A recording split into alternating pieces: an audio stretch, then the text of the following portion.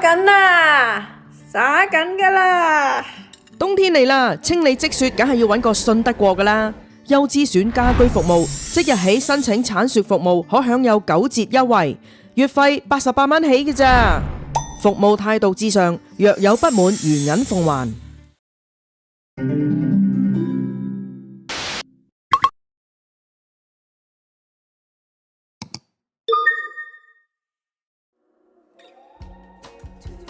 今年夏天呢，我就有一位現居於香港嘅中學同學朋友返到滿地可探親啊。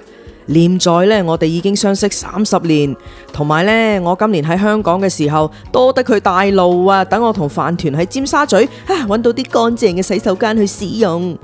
唉，佢咁好，所以我呢就抽啲時間就去咗滿地可揾佢一齊玩，之後呢，都邀請佢去做多倫多，去我屋企作客玩返幾日咁樣。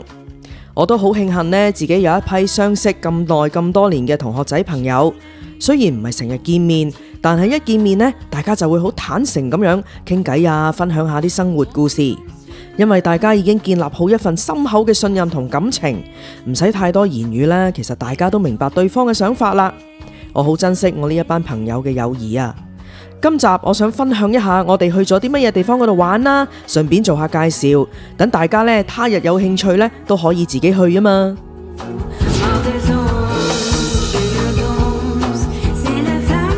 飛機到達滿地可，我亦都攞咗我架租車啦。中午時分呢，又未想咁快返到去細佬屋企，諗下啊，去邊度好呢？咁啊，好自然我就諗起呢，以前細個住嗰條街 Queen Mary。咁嗰度呢，有一間由細食到大嘅 bagel shop， 於是乎呢，我就好想去再買個 bagel 食下，緬懷一下啦。呢一間 bagel shop 由佢賣2毫半紙一隻，食到而家都個幾一隻啦。早2年過嚟食嘅時候呢，品質同味道都仲係唔錯噶，但係今次唔知點解呢，味道已經大不如前。我好失望又好失落，好似一啲咧珍惜咗好多年嘅舊事物呢，突然間就明白已經失去啦。以前呢，住喺呢條大街上面呢，每天都要來來往往咁樣返學放學。細個嘅時候呢，媽咪同舅父都會帶我哋去附近嘅大教堂後面嗰個山啊草地嗰度玩，所以呢，我又情不自禁咁樣又去咗大教堂嗰度望下咯噃。經過嘅時候呢，我就發現喺 Queen Mary 同埋 Côte des Neiges 交界呢，附近有一間頗為吸引嘅法國餐廳。跟住望下個餐廳名，咦？呢個咪係表妹之前同我講話要嚟試下佢哋嗰啲烘焙食品嘅，所以呢，我就二話不說，泊低架車就入咗去啦。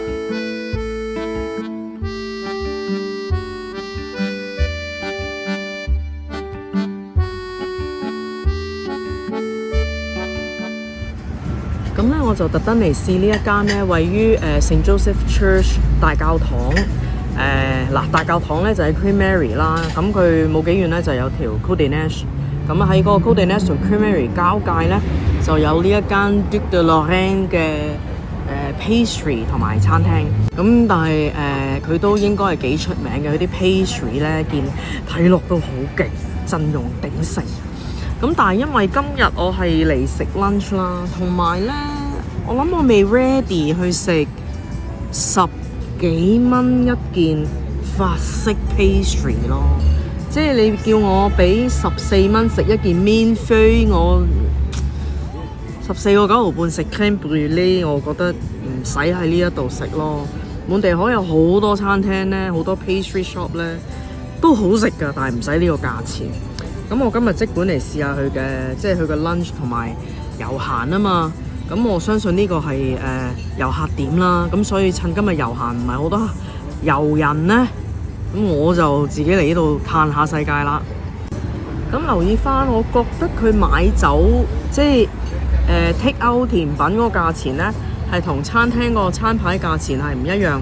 坐喺度食呢係會貴啲啲嘅。咁唔係15蚊都10蚊嘅，我記得。咁又係啦，即係我未覺得自己需要俾呢個錢食呢個甜品咯。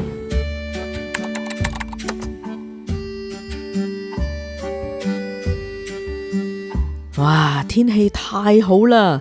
一邊欣賞街景，一邊呢就品嘗紅酒同埋 beef tartar， 過一個好悠閒嘅下午啊！你話我爽唔爽啊？梗係爽啦！牛肉嘅味道呢做得非常傳統，牛肉新鮮啦，配菜同埋啲調味呢，所有嘢都好適中，好 balance， 粒粒分明，可以保持到應有嘅口感啊！一啖紅酒，一啖生牛肉，我而家剪緊片睇翻自己啊，我都覺得當日我好鬼爽啊！話俾你聽，嗱，講明先啊，呢一間餐廳俾我嘅感覺呢，絕對係喺一個遊客區附近嘅法國菜餐廳嘅 setting， 即係點呢？佢就會比較收得貴啊。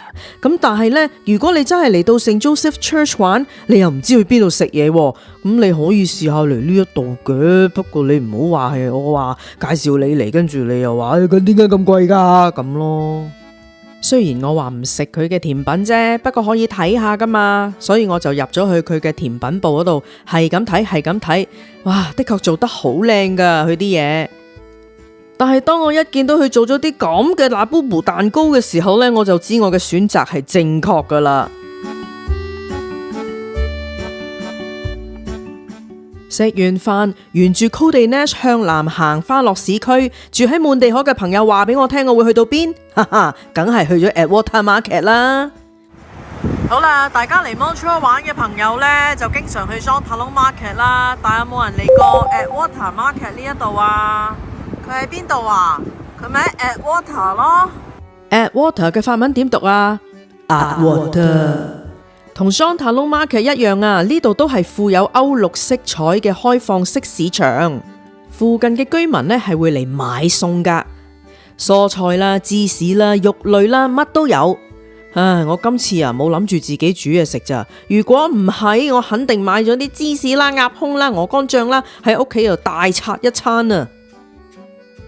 嗱，頭先我咪同大家講，滿地可有好多賣嗰啲 pastry 啊、烘焙食品嘅地方呢，都比較相宜同埋真係幾好味嘛。嗱，好似喺 Atwater Market 裏面嘅呢一間 Premier Moisson 咁樣呢，哇，佢真係喺 Quebec 呢或者 Montreal 呢係好多分店嘅一間 pastry shop 啊，裏面應有盡有麵包啦、糕點啦、西餅啦，跟住仲有啲批啊、三文治啊咁樣，視乎店嘅大小啦，有啲店啊細啲，淨係賣麵包同少量嘅蛋糕，有啲好似呢一間呢都頗大，咁呢產品都琳琅滿目，值得一睇噶，價錢亦都好相宜啊！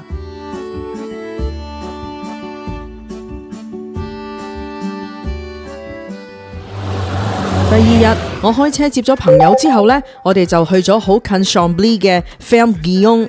呢個呢係類似一個 farmers market， 但係佢嘅產品呢係比較集中，除咗有蔬菜啦、肉類啦，同埋一啲本地食材之外呢，我每次嚟都好感興趣呢，就係佢賣酒水嗰個部門啊，全部都係 Quebec 嗰啲生產商、啤酒商啊，或者啲 cider 嗰啲農場呢出產嘅酒水，有啲特色噶。好似呢一種魁北克省嘅啤酒咁呢，係真係呢度先揾得到。你睇下佢係8% 噶，仲唔夠勁啊？仲有呢一個呢9% 啊！你睇下你哋飲過未？去完 Guillaume Farmers Market， 我哋就開大概1個鐘嘅車，再去嗰個叫做 Mount Orford 嘅 National Park 嗰度行山。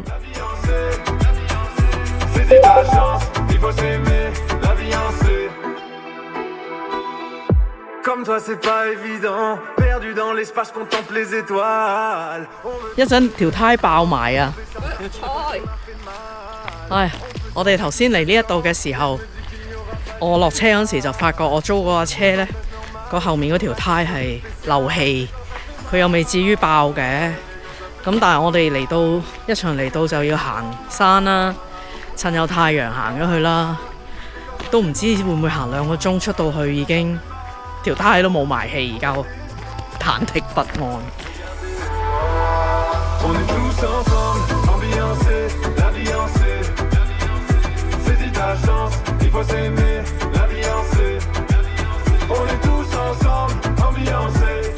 死啦！我行咗都唔夠5分鐘，就喘氣啦。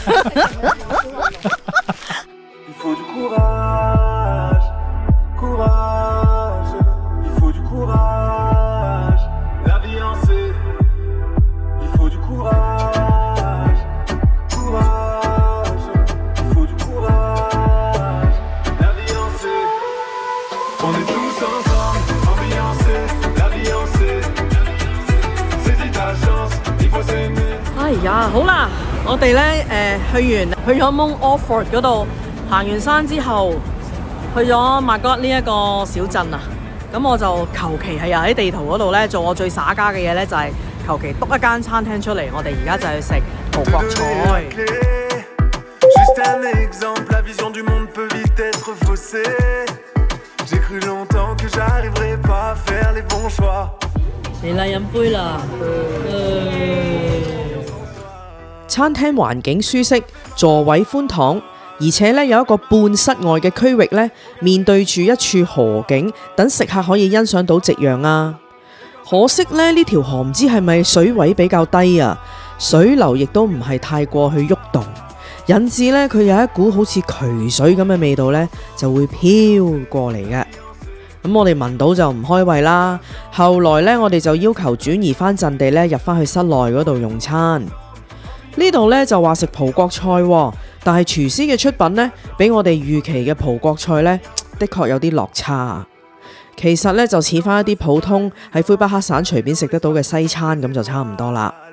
而佢賣嘅海鮮嘅品質呢，亦都不似預期啦嚇，即係啲魚肉啊、青口啊嗰啲呢，就唔係太好咯。好多骨，好悶，有啲猛啊！食沙甸食到，第一次喺 Quebec 食西餐食到皺眉頭。我一睇嗰啲擺盤啊、食物啊，我已經知道唔得噶啦。係可以。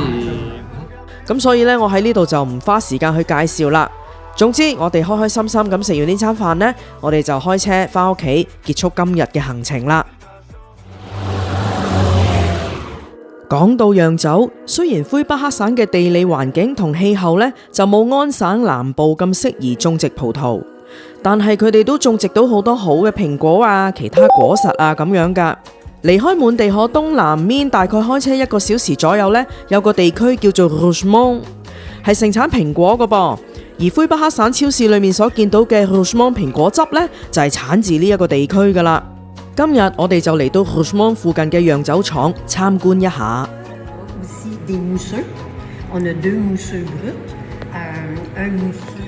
好，解釋一次佢頭先講過啲咩先嗱。首先呢，就係10蚊一個 flight 啦，就有4杯嘅。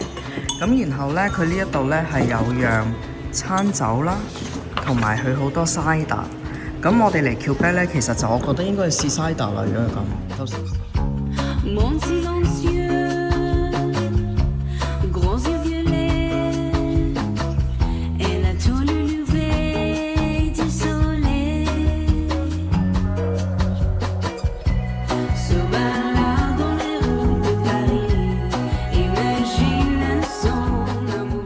試酒嘅時刻太開心啦！佢係開放佢嘅後花園俾我哋飲酒嘅。佢，但係我影緊個你俾咗任務嘅人，佢講唔到法文，佢去邊啊？用英文都要俾佢試下，咁唔可以成日我做晒㗎嘛？咁又係，哇！超級開心啊！喺呢一度，即係嗱，今日咧係 weekday， 係一個星期4嚟嘅。好多酒莊咧喺 Quebec 呢一度咧係唔開嘅，咁我就喺地圖篤，因為我本身 mark 低咗好多啦，就撳到呢一間係開門，而家係中午嘅大概1點到啦。咁佢就好彩開門啦，我哋就嚟咗，咁佢就 serve 呢一啲嘅試酒嘅 flights 俾我哋，咁佢好好嘅，哇！佢攞咗即係成12支唔同嘅酒俾我哋咯。邊有地方係咁㗎？通常就係呢3個啦，你哋全部人都飲嗰3個啦。Ontario 嗰啲係咁㗎嘛。咁呢度係好 accustom 去你嘅需要啊，好友善。可能因為冇人啦嚇。咁又係頭先咁講啦，嚟 Quebec 就試 cider 啦，係咪？葡萄酒啊嗰啲咧就可以留翻去Niagara 嗰邊啦。請問你冇講法文，你講咗咩呢？我講 thank you。當你問佢攞芝士嘅時候，你點講？我自己攞嘅。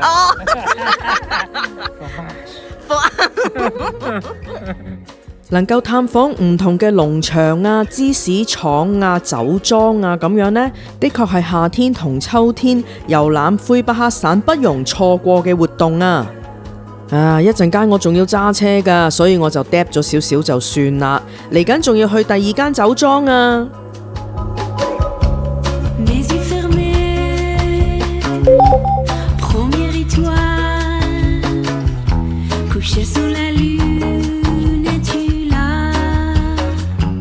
帶嘅酒莊啊、芝士廠數量呢，其實真係唔少啊。佢哋互相之間嘅距離呢，唔係好遠，所以夏天嚟自駕遊呢，真係幾悠閒幾舒服噶。俾10蚊8蚊試咗佢哋唔同嘅酒之後，你可以唔買，佢又唔理你嘅，慢慢坐喺佢哋嘅後花園出邊欣賞下大自然啊，傾下偈啊，咁樣其實都幾開心啊！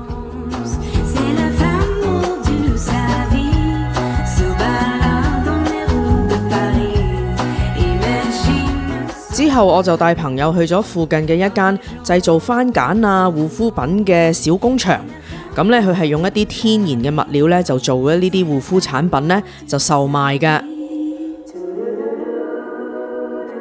由於我哋仲要趕路去下一個行程啊，於是呢，我就隨便揾咗一間墨西哥餐廳買咗啲外賣，諗住一邊開車一邊俾我啲朋友喺車裏面食，慳翻啲時間啦。不過有陣時如果做人呢太隨便呢，係會中伏噶。頭先我哋喺墨西哥鋪買咗外賣呢，咁我兩個朋友已經食晒啦，因為呢咁瀨氣嘅嘢呢，我冇可能一路揸車一路食。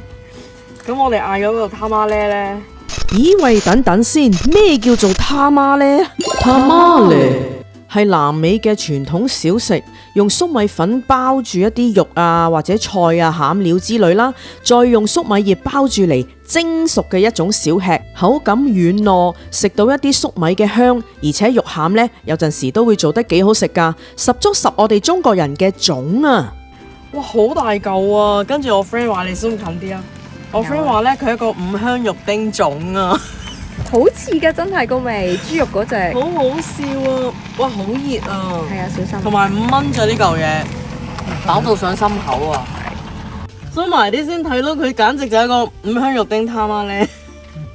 你睇下呢嚿嘢，呢嚿豬肉，佢係完全還原到五香肉丁。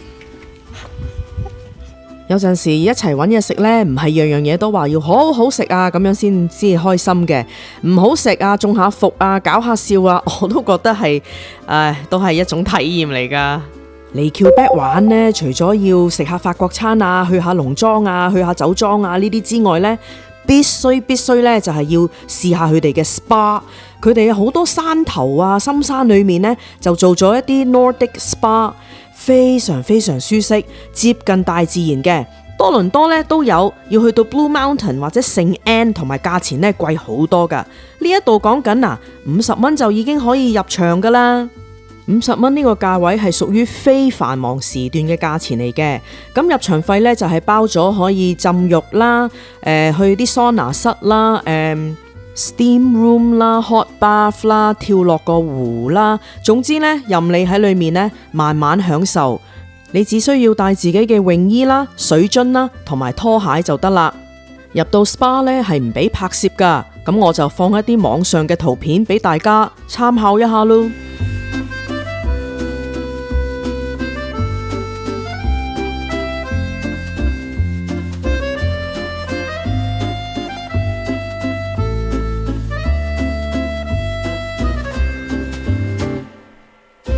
唔知大家覺得我呢一個魁北克精品旅遊行程爽唔爽啊？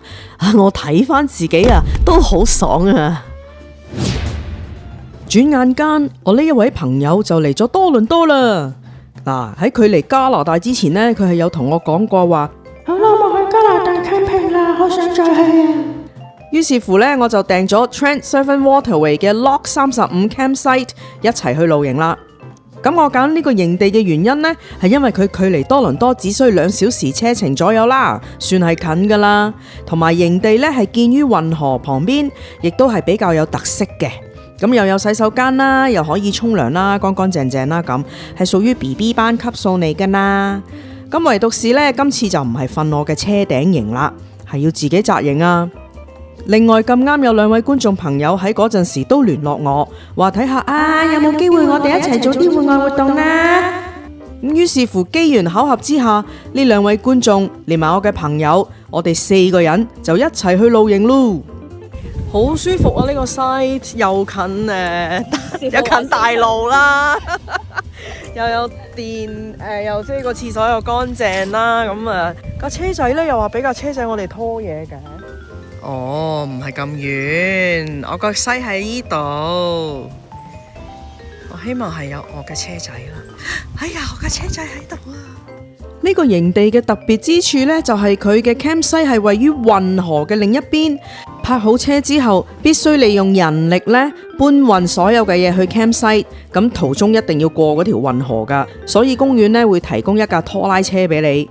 我哋夾手夾腳，又拖車又孭背囊，幾經辛苦之後，將所有嘢搬晒去營地之後呢，開始砌營啦。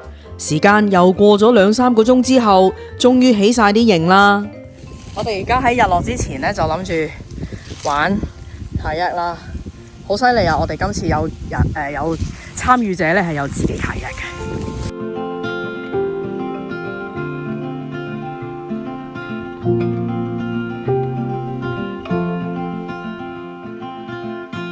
Rainy days don't seem so wet. 好舒服啊！哇，個太陽好靚啊！ From the moment that we met. 當日天氣好好啊，天色好靚，不單止係咁，嗰日咁啱仲係中秋節啊！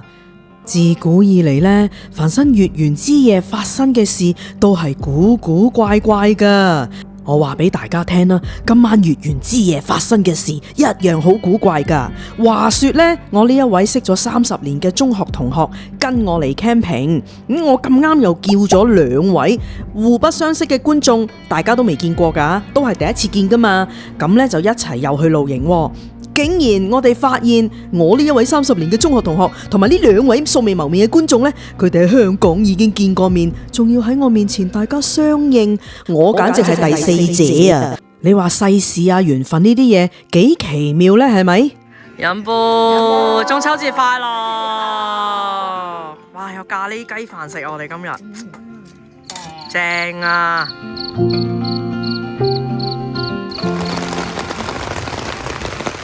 落雨落到咁樣，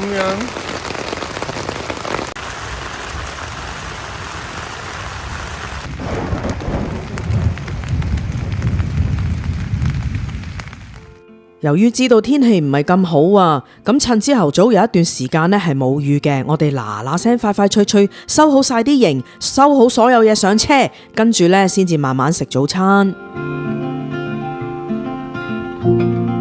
咩事啊？呢邊？點解會咁噶？嚟 camping 食啲咁嘅嘢啊？吓，一包過啊？食得到啊？正喎！咁係咪有辣椒豉油啊？哇！哎呀！我呢邊係通粉咋？你有個長條，你個煎嘅。我本來諗住烚咯，跟住俾人鬧咧，話全部要煎。不時啊，你哋你發哇得啦，而家我咦烚唔係打落去咩？點解會咁嘅？唔係啊，係打蛋，sorry。 Fine as it slowly crept.